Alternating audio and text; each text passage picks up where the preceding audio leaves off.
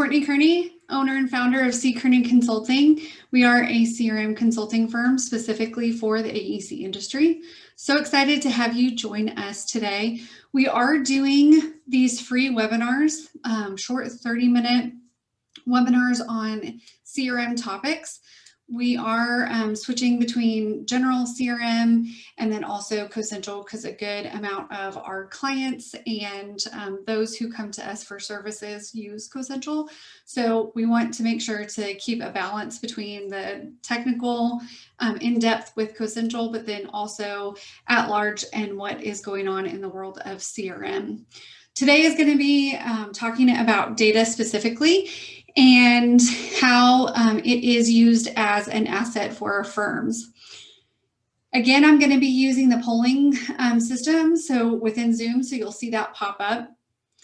Before I jump in, I wanted to let you know that in addition to the free webinars that we're doing on the second and fourth Tuesdays, I wanted to let you know that we're having our marketing calls on the first Wednesday of the month. That is talking about anything marketing related for the AEC industry.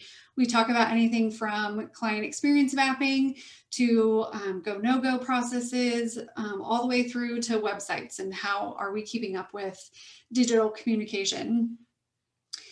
We're also having our CRM user group calls on the second Thursday of the month, so be sure to check those out. We're going to be having guest speakers again this year, so definitely register for those. We also have our past webinars on our website, so if you go out to C. Kearney Consulting and click the events page, you can see any of our past webinars, and as long as you register, you can watch them on demand, so be sure to check those out. We also have the recaps of any of our past user group calls. So if you missed one and you are interested in learning more about client mapping, for example, that was last month's call, then be sure to check that out. So today's title is Data is the New Currency, but is it really? Data is a currency, but it might not be new. Data as having importance in our firms is not a new message. It definitely goes back to at least 2 decades, yet we're still having this discussion. So why? This leads me to my first poll question. Do you feel that the AEC industry is behind the curve in the area of data utilization, whether it's adopting data, seeing the importance? So I'm going to launch our first poll question. Is AEC behind in the progress of data, whether that's utilization, adoption?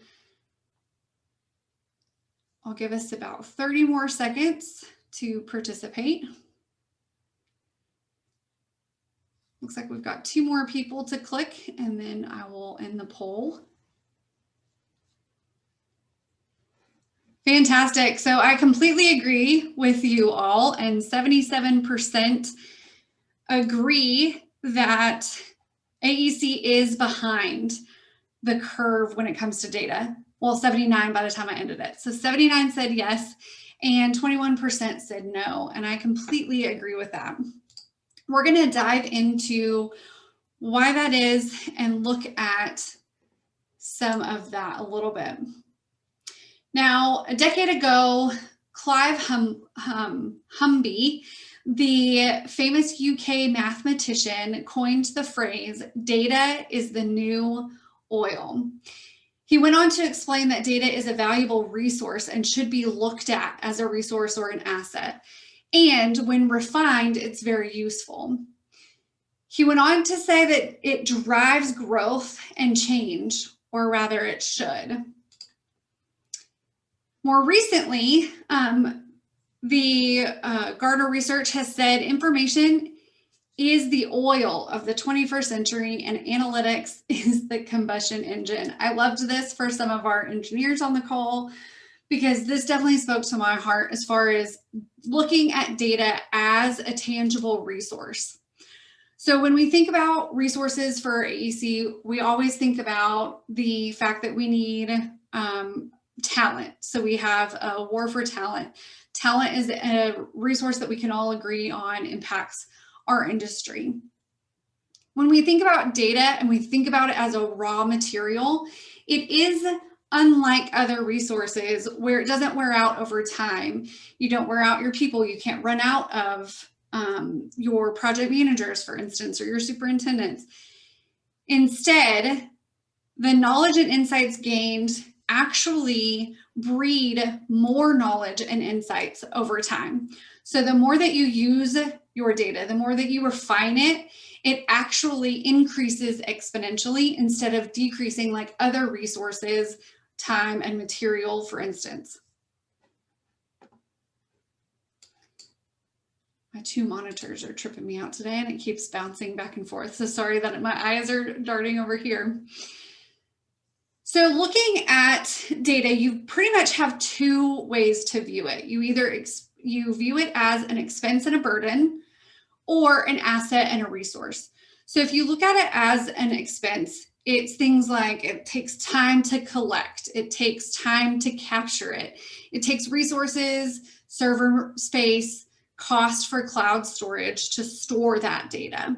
It takes effort to analyze it, to maintain it. Now, all those things are true, but that's more of that expense or burden negative side of data. When you look at it as an asset or a resource, it can be extremely valuable. And like we looked at earlier, something that increases instead of decreasing like other raw material. Now, it is a static resource, so it can be predictive. It should be used as a predictive resource or tool.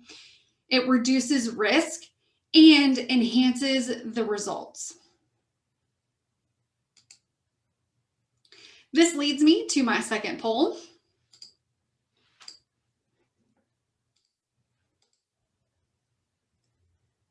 Is data viewed as an asset and resource in your firm, or is it viewed as an expense and a burden at your firm? So when you're thinking of data collection, whether that's on the pursuit side, the project side, when you want to capture dollars or dates for your projects, when you want to capture contract value or win loss rates, is that seen as something that is prioritized or a burden at your firm? Got about two more people, and then I'm going to end it. Ooh, I like that. We're in a transition between being a burden to an asset. Congratulations on the transition and keep going. All right, I'm going to end this, and it looks like we're in a really good position for those on the call. So 75% said asset and resource, whereas 25% said an expense and burden. Hopefully we can get that 25% more over to the 75, or at least arm you with some resources to help your firm move towards that asset.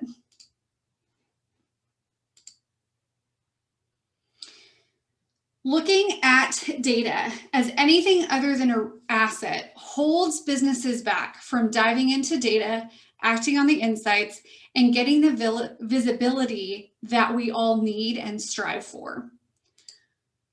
When data is an asset, it allows you to see, hold on, all of my pop-ups just popped up to the top. All right, there we go. Looking at data as an asset allows you to dive in and act on those insights, but also achieve availability, allowing you to make informed business decisions, reap rewards from the benefits, enjoy the understanding that data brings. But ultimately, you want to be able to view your data as a repository of knowledge and insights that help you predict what's coming next, to reduce those risks, and to deliver better results. That said, data is like garbage. You'd better know what you're going to do with it before you start collecting it. And I love this quote. It's kind of second to that which has been typed should never be typed again. This should be needle pointed on a pillow for me. But really, you want to know what you're going to do or what you want to achieve with it before you start collecting it. Having that end goal in mind helps with the user adoption, helps with knowing why. Why are you asking me to input this information on all of my pursuits? Why do you want this information on all of our projects? And that makes it clear and prioritizes the data. Now, what are some of the data points or data collection that is specific for our industry? Looking at the pursuit side, what are your contract types? What are your contract values? Your win-loss results or did not pursue. I know that happens for our industry too. What are your market types? What are your BD and marketing efforts or hours, dollars tracked? On the project side, what are the dollars, original, change order, final? What is that profitability? What was the change variance of what your contract value was of where you ended? The labor hours that go into your project and the project types. Now you can get super nuanced in this. You can just start with some of these, maybe even one, depending on where you are in your data collection journey. But really honing in on what are you going to do with this once it's collected. So don't just start collecting contract type for collection's sake. But if you are looking at trends of maybe our bid versus negotiated, maybe we shouldn't be doing one of those. What is our profitability for certain contract types? I've had clients when I come in and they are absolutely adamant that they're most profitable in a certain market. K through 12 is where our profitability is. And then when you look at the dollars and let the data speak for themselves, it's not. It's their least profitable, or maybe the higher education part of it is a higher profit margin for them. Really looking at the data sets, but also knowing why you want to collect them. The next poll is really talking about the collection. How well is your firm doing collecting data, whether it's on the pursuit side, the project side, the marketing side, whatever data it is that your firm is trying to collect, how are you doing? Very well, decent, not so well. Hopefully no one says not at all, but that is a possibility.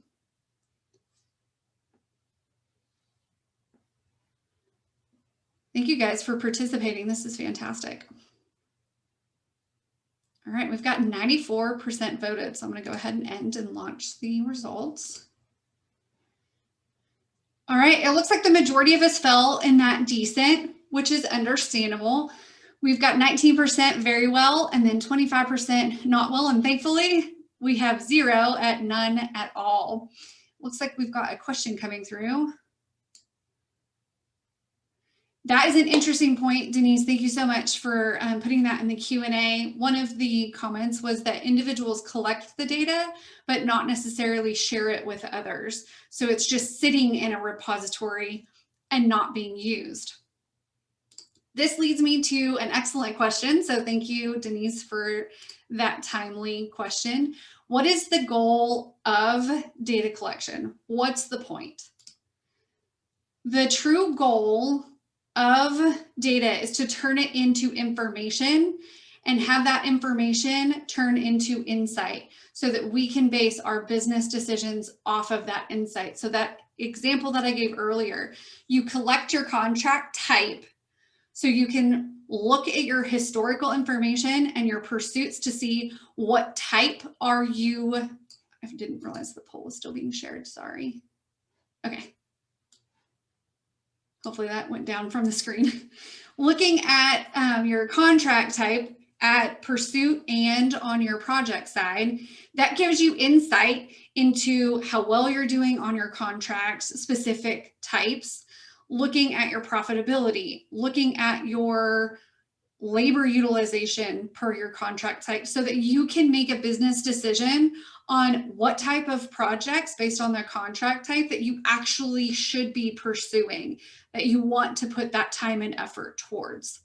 You can do this in any point of data collection. You need both historical information, so on that project side, and then also currently what's what is happening. You don't want to just rely on that historic information because maybe contract types from 10 years ago were not profitable for you, but now they are. So you want to be able to have a data collection across time periods.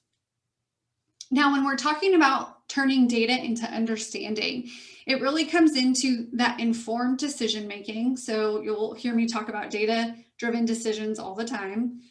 Looking at your pinpointing your specific business benefits from the data being collected and delivered, and what are those deliverables.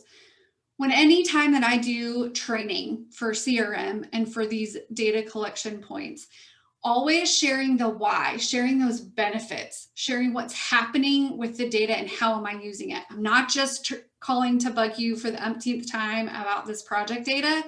This is what we're doing with it. Our C-suite is looking at our bonding capacity. So I need you to give me the accurate contract value or the accurate whatever, fill in the blank for your firm. So here are some common examples that we work with.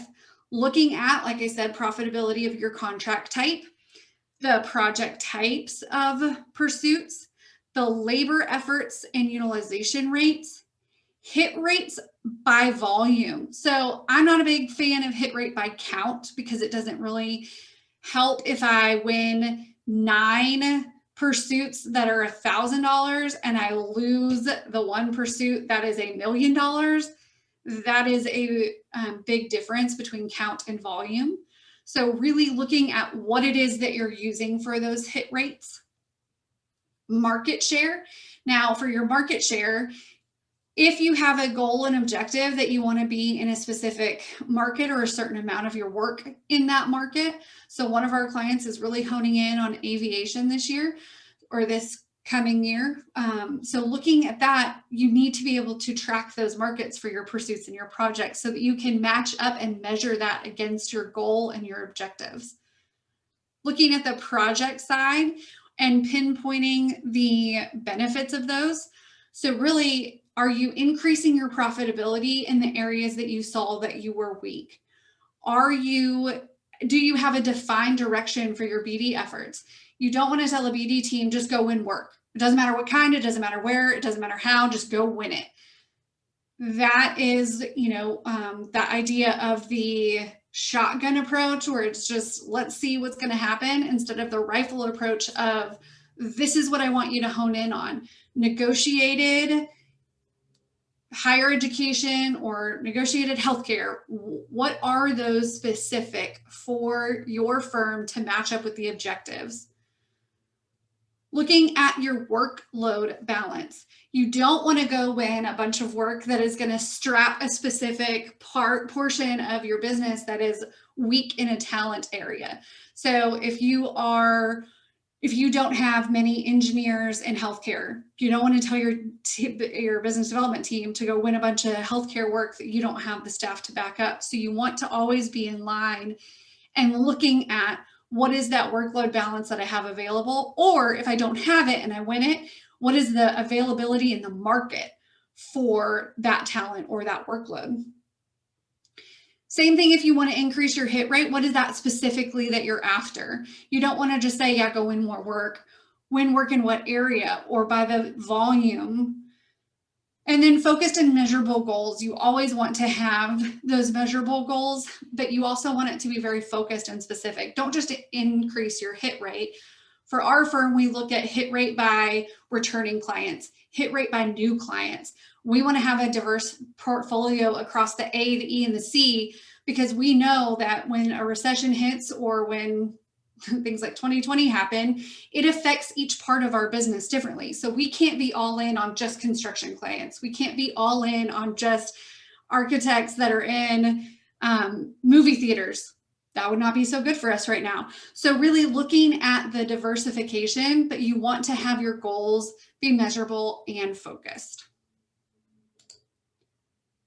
This brings me to my last poll, and that is really the understanding piece.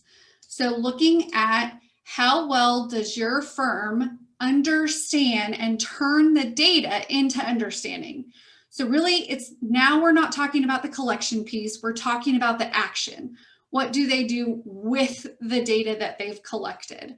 So turning it into understanding and putting it into action.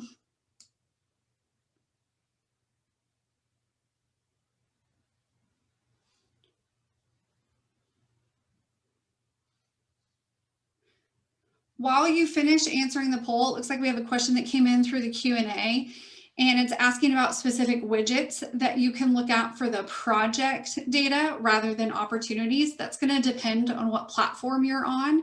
So widgets in Vantage Point are going to be different than CoCentral or Salesforce. So really honing in on if there's not widgets available in your software that have that project data, using your reports that come out of your system and turning those into maybe charts or things in Excel if you don't have it coming out, or working with something like Tableau or Power BI to sit on top of your CRM if that is not something that is readily available for you.